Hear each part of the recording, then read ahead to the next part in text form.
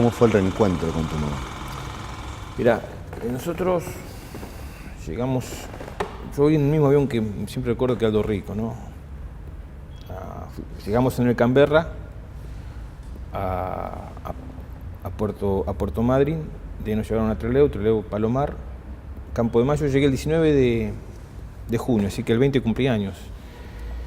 Así que el mejor regalo que le dio la vida a mi vieja, pero el mejor regalo que creo que tuvo en toda su vida mi vieja, fue que el cocinero de donde estábamos en Campo de Mayo, de la Escuela Lemos, le avisara que yo estaba vivo y que estaba ahí. Él vino y me dijo, mi mamá la avisaron. Así que después él me dejó llamarla por teléfono y mi hija estaba en la casa de mi abuela, que estaba a 4 cuadras. Y no sé cómo hizo, pero llegó en un minuto y pudimos hablar. Y entonces, cuando nos reencontramos en Campo de Mayo, mi vieja lo primero que hizo fue que yo dijera a todos los que estaban ahí, mis vecinos, porque llegaron algunos amigos, mis primos, mis hermanos, mis tíos, es que yo la había llamado por teléfono a ella desde Malvinas, cosa que pasó, pero la llamé un día que estaba sola y nadie le creía, todo el mundo pensaba que estaba loca y que había inventado ese llamado, porque estaba tan angustiada. Ella igual siguió trabajando todos los días, mi mamá trabajó 25 años en el Hospital del Niño San Justo. Y después de ahí me fui a Córdoba. Y cuando volvimos, que fue el 25 de junio, que jugaba Argentina, yo no me quise quedar. Por primera vez en mi vida quiero ver un partido de la selección argentina en el Mundial de España. Porque hasta en Malvinas escuchábamos el partido en el medio del conflicto bélico, el 14 de junio, cuando Argentina pierde con Bélgica 1-0 en la inauguración del Mundial de España, ¿no?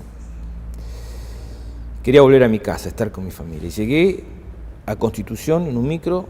Ahí fue, me acuerdo, la despedida quizás más emotiva que tuve, ¿no? de mis compañeros, que a mí me pasaba que con ellos yo tenía códigos que sabía de alguna forma o intuía que con mi familia iba a costar, porque con ellos habíamos vivido tantas cosas tan profundas que me despedía de mis hermanos de la vida, que a pesar de que hoy tenemos algunos matices, yo los sigo queriendo, ¿no? Y los sigo recordando con mucho afecto. Un amigo que vive en Río Grande, se llama Sergio Siboldi, que es un amigo de la vida, ¿no? Y que lo siento y que lo quiero.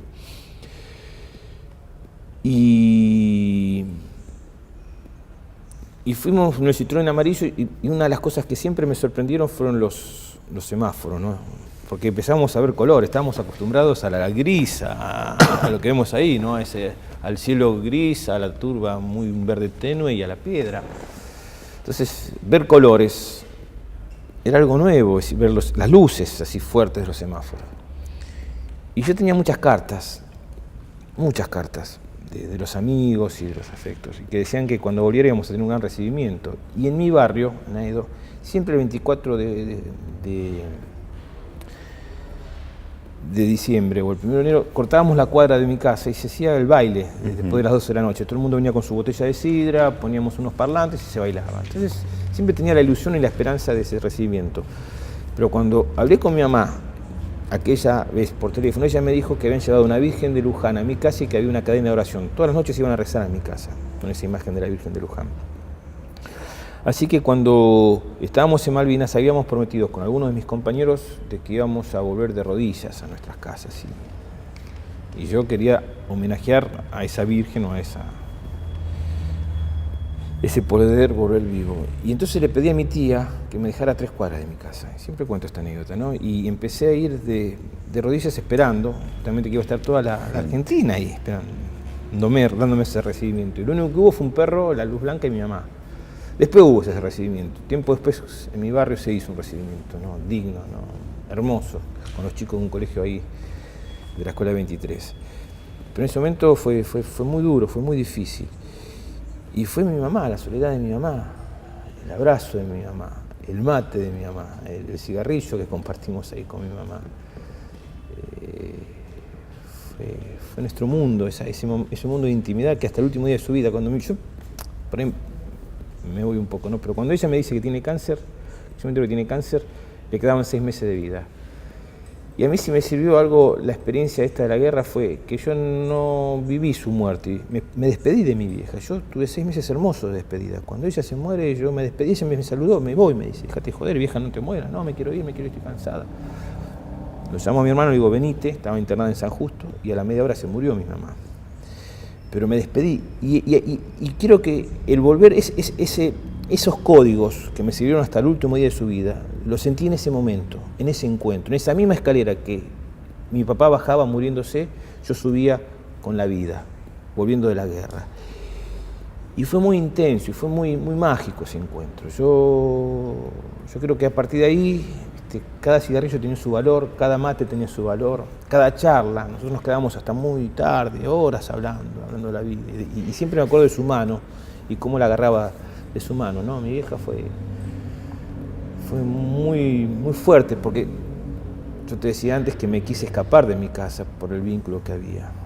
Y me fui, cuando entré a la Colimba, de un hogar que era muy distinto al que volvía ahora. Un hogar violento, un hogar lleno de amor, lleno de ternura, lleno de vida y lleno de saber que la vida es muy corta y que había que disfrutar cada segundo de esa vida. Y creo que es una de las grandes enseñanzas que me dejó mi vieja, ¿no? ¿Pensaste en tu viejo en las islas? Sí, todo el tiempo. Yo empecé a rezar el rosario porque yo me había ido de una mala experiencia en la escuela primaria, una escuela de cura, con un cura de los que no son los buenos. Y reencontré la fe en Malvinas. Y la encontré el 14 de mayo, que fue el día de la muerte de mi papá, porque tenía mucho miedo a morirme ese día, ¿no? Eran 20 años de su muerte. No, 10 años de su muerte. Y nada, y también tengo esos recuerdos, ¿no?, de mi viejo, ¿no? Yo creo que Malvinas me sirvió para esos valores, ¿no? Tanto para mis padres como para mis hijos, ¿no? Yo tengo una escala de valor y de afecto y de comunicación con mis hijos que me parece que es el que le tenemos que dar, ¿no? Dejarle todo a ellos, porque esto se va rápido. La muerte existe, tengo mucho miedo a morirme, pero disfruto cada segundo de mi vida como si fuese el último.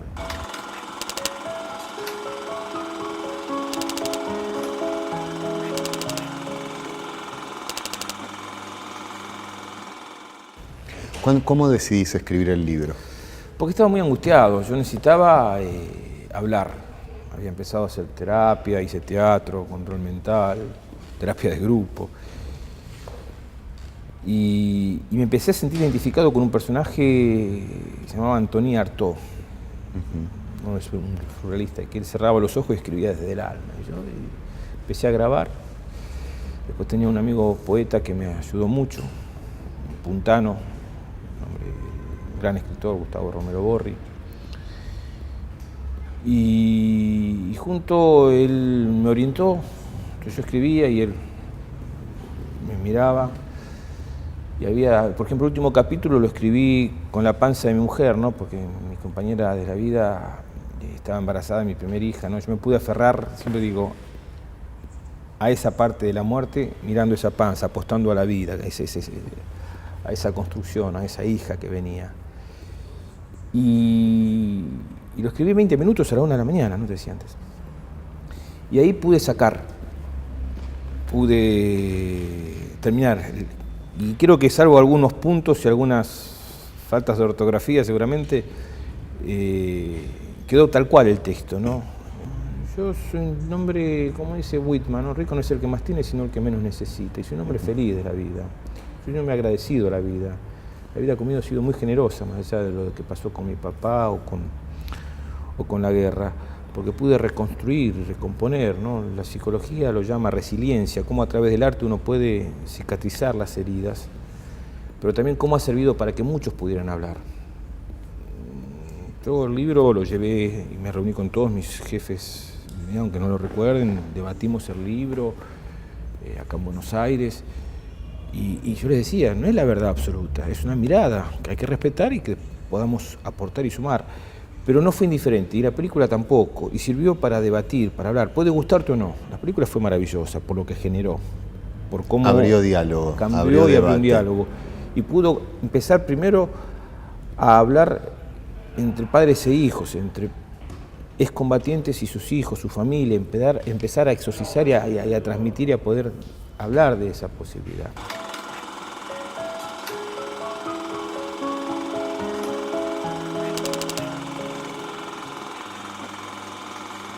¿Cuál fue la parte más difícil de escribir?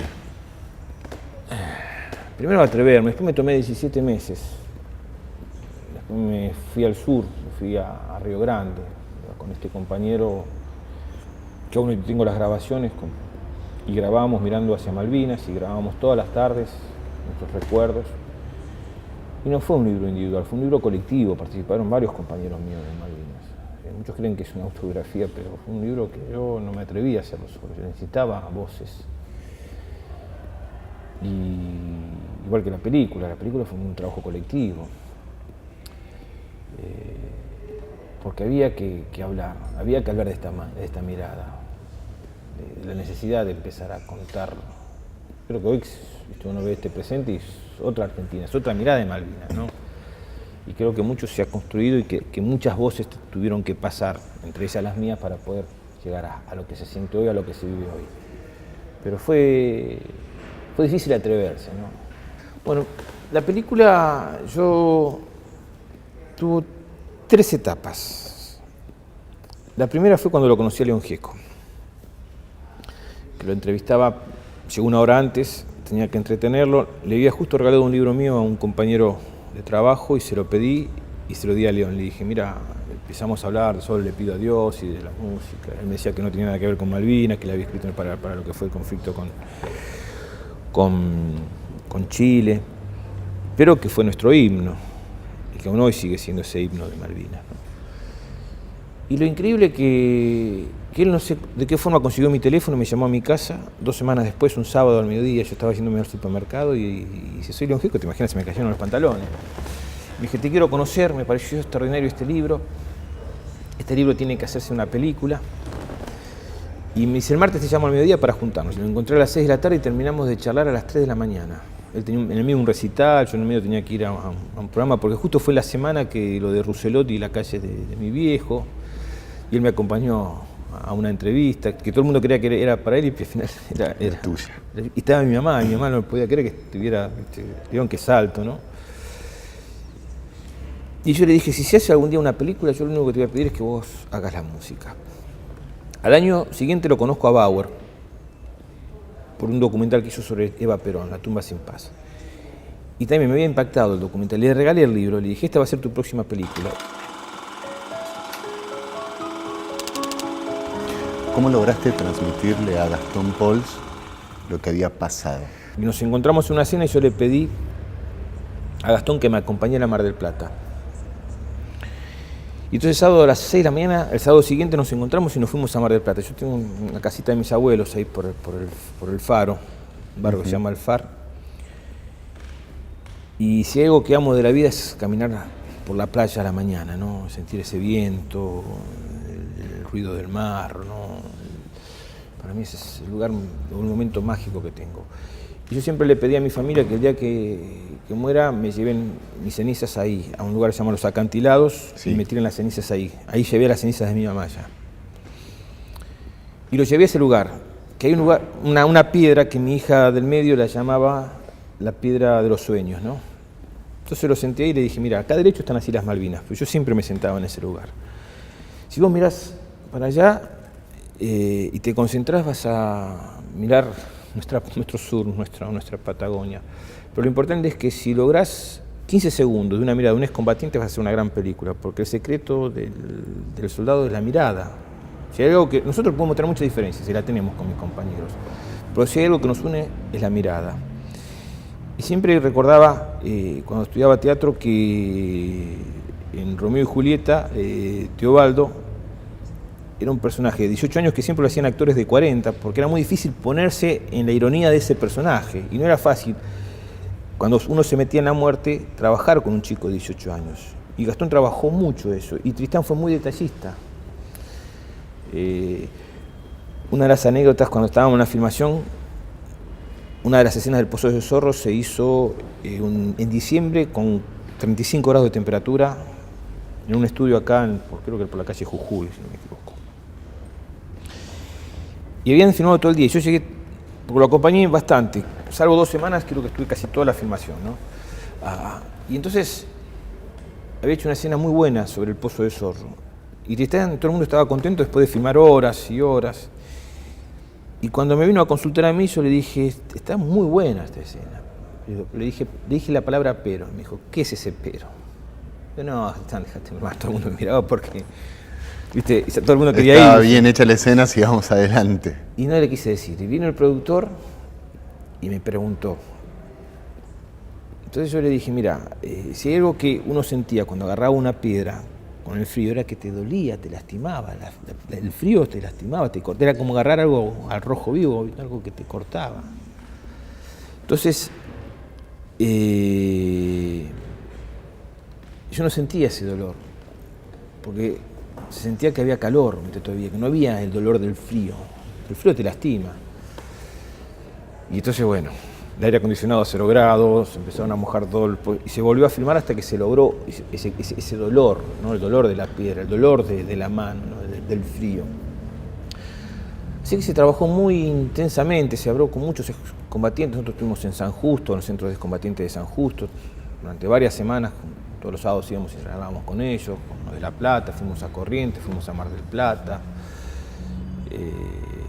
porque nos parecía importante ver todas las miradas y todas las experiencias.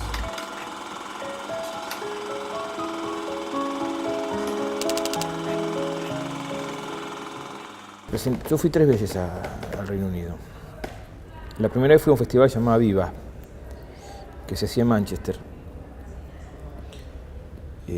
Fui 2 veces a Manchester y a las 2 veces debatí con los excombatientes. Y después se estrenó cerca del mall, que había un montón de seguridad que lo organizaba la Embajada Argentina, el embajador Mirré, me acuerdo, y no entendía por qué había tanta seguridad, y había temor porque pudiera generar algún tipo de conflicto, una película sobre la guerra de Malvinas, y el tema fue que los propios soldados británicos, que fueron muy peyorativos con la película, después terminaron en algunos casos llorando, ¿no? Muy conmovidos.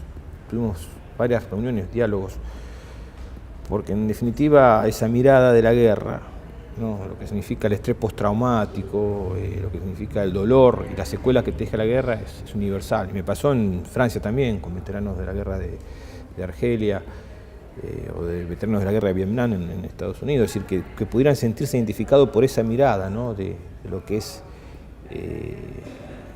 la profundidad y el dolor y la soledad que te genera la guerra. Y me parece que ese aspecto también fue un aporte, ¿no? Y por eso tuvo tanta trascendencia afuera, ¿no? En España fue impresionante y en el Reino Unido, bueno, había un debate que era importante, ¿no? Para que ellos también entendieran nuestra mirada sobre la guerra de Malvinas.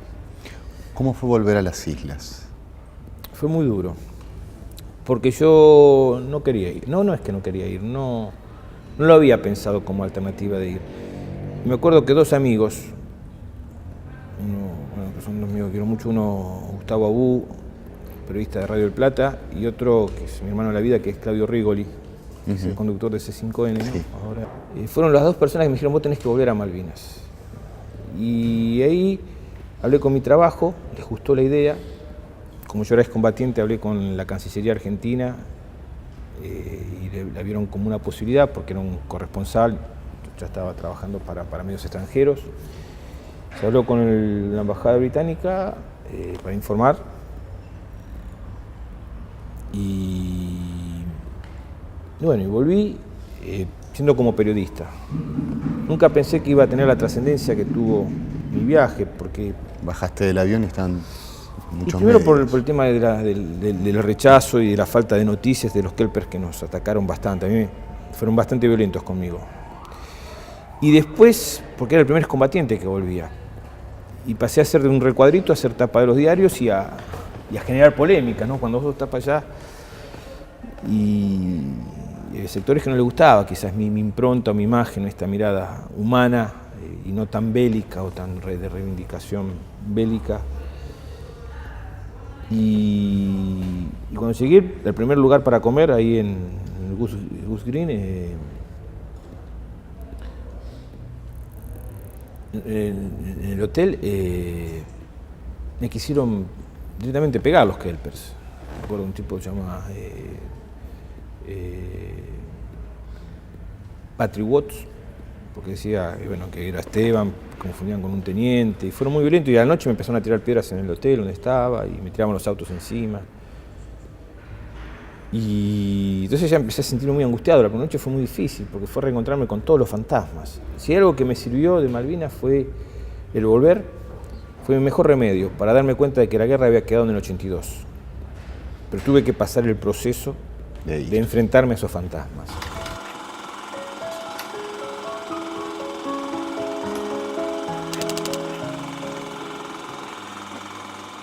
¿Crees que estamos en un buen momento en cuanto al reclamo argentino, que hay un apoyo internacional importante? Yo estoy muy contento con lo que se está viviendo en estos días. Creo que se han cambiado los paradigmas. Se cambió la guerra por la paz, sin olvidar lo que nos pasó, de nuestra reivindicación histórica, de nuestros muertos, lo que significó ese momento de la historia que es muy importante para los argentinos. Pero también se abrió la muerte por la vida. Y entonces se cambiaron los 74 días, o se sumaron a los 74 días del conflicto, los 180 años de historia. Entonces hoy no se habla solamente del conflicto bélico, sino se habla del conflicto bélico, pero también de todo lo que significó nuestra reivindicación histórica de estas islas que nos pertenecen. Creo que el único camino posible es por la paz. Yo no creo en la guerra, no volvería a una guerra. Cada vez que iba a las islas, yo fui 5 veces, me preocupa esa base de Moplacen, una estructura de la OTAN, que no solamente pretende una supuesta invasión de Argentina, sino que tiene un control de los mares del sur. Cuando hablamos de Malvinas, no hablamos solamente de las islas, hablamos de las islas, Malvinas, Georgia, Sandwich, de todo lo que es esa zona que ellos tienen como zona de exclusión, y de esa porción que ellos pretenden, justamente por lo que vos decís, por la Antártida, la discusión de la Antártida, las reservas de agua natural, el tema de los recursos que hay, los recursos energéticos, alimenticios. Entonces me parece que ese control que también pretenden con esos radares que están ahí diezmados en las islas, en función de lo que significa la región, ¿no? Una América Latina que se ha construido desde la paz, que tiene matices, pero que es una América distinta, y de alguna forma también lo que uno siente es que la región, no solamente Argentina, sino la región tomó a Malvinas como parte de su pertenencia, y se dan cuenta de que Malvinas no es un reclamo de Argentina, es un reclamo de América del Sur, es un reclamo de esta región, pertenece a esta región, y creo que este apoyo del Mercosur, UNASUR, la CELAC, de los foros internacionales, es la única alternativa para que el Reino Unido tenga que ahora hasta la propia reina salir a reivindicar de alguna forma, porque me parece que hay un camino posible de diálogo, más allá de los habitantes de las islas, que hay que respetar como ciudadanos y como ciudadanos argentinos que tranquilamente pueden ser, pero que dos países se sienten a dialogar, que es lo que está reclamando Argentina desde hace mucho tiempo atrás. No se han aceptado estas 40 resoluciones, que lo único que se le pide es el diálogo, y creo que el diálogo en algún momento se va a tener que dar y buscar alternativas justamente a esta salida y a esta recuperación de algo que ahí también pienso en mis hijos, porque cuando uno ve el petróleo que se está buscando, cuando uno ve la forma salvaje en que se está pescando, cuando uno ve que hoy las islas es uno de los lugares con mayor ingreso per cápita del mundo, porque los ingleses que todavía... Nos siguen robando históricamente hace 180 años. Pero que sigue siendo un virreinato, porque el gobernador no lo designa el voto popular. Ellos hicieron un plebiscito, un referéndum para votar si quieren ser británicos o no, pero no eligen a su representante, que lo designa el gobierno británico, como si fuese un virrey. Los medios de comunicación son todos manejados por la base militar. El canal de cable que tienen es el mismo canal que tienen todas las bases militares del mundo, la ciudad de Puerto Argentino. No tienen cine, el único cine está en la base. Entonces hay toda una limitación. Y el último censo demostraba que hay habitantes de 62 países distintos. Porque los van a jóvenes trabajar. Se van. Los jóvenes, después que terminan el secundario, hay becas que le dan la posibilidad de irse a otros lugares. Y de esos 10 jóvenes, si vuelve uno, es mucho, o 2. Porque nadie quiere vivir en un lugar quizás tan difícil para ellos. Porque ya ven, les gusta. Y si vos vas ahora a las islas, el 50 o 60%, y más también, se van a veranear desde abril hasta septiembre, octubre, salvo los más grandes que se quedan, a disfrutar de los recursos que le da esos $65.000 per cápita por año a Europa, y tienen unas residencias en Europa. Hay toda una explotación, en torno al negocio que significa Malvinas y a lo que ellos ven, y el Reino Unido ve, porque lo que está especulando es con el petróleo y con esas riquezas de las islas, del entorno de las islas y de la Antártida, que es lo que va a dificultar el diálogo por parte de ellos, más en una situación de crisis como la que están teniendo. Pero creo que la única alternativa es la que se plantea en la actualidad: reclamar a través de los foros internacionales, buscar este respaldo que está teniendo Argentina a nivel mundial en su reclamo por los derechos soberanos, y que en un día el colonialismo se acabe definitivamente, y en particular con nuestras Islas Malvinas, ¿no? Edgardo, te quiero agradecer muchísimo que hayas venido al programa en el Senado. Te quiero agradecer muchísimo por haber abierto puertas para que se hable y para que se debata. Muchísimas gracias. No, gracias a ustedes, y creo que lo importante es que podamos hablar. Nadie es dueño de la verdad. Parece que hay que respetar todas las miradas, sin violencia, hay que escucharla a todos, y que no podemos olvidar a Malvinas por los que murieron allá, por los que murieron acá por esa marginación y olvido, y que si hay algo que yo admiro mucho es la generación nueva, esta que milita desde otro lugar, que construye una Argentina, y creo que tenemos que transmitirles esta experiencia de Malvinas para aquellos que pueden crecer no bajo una dictadura militar, bajo el horror, la muerte, la guerra, sino que pueden crecer en libertad, tengan que tener este camino apostando por la vida. Y creo que por la vida tenemos que seguir luchando por la causa Malvinas, pero desde este lugar, desde el lugar de la paz. Muchísimas gracias. Gracias a vos.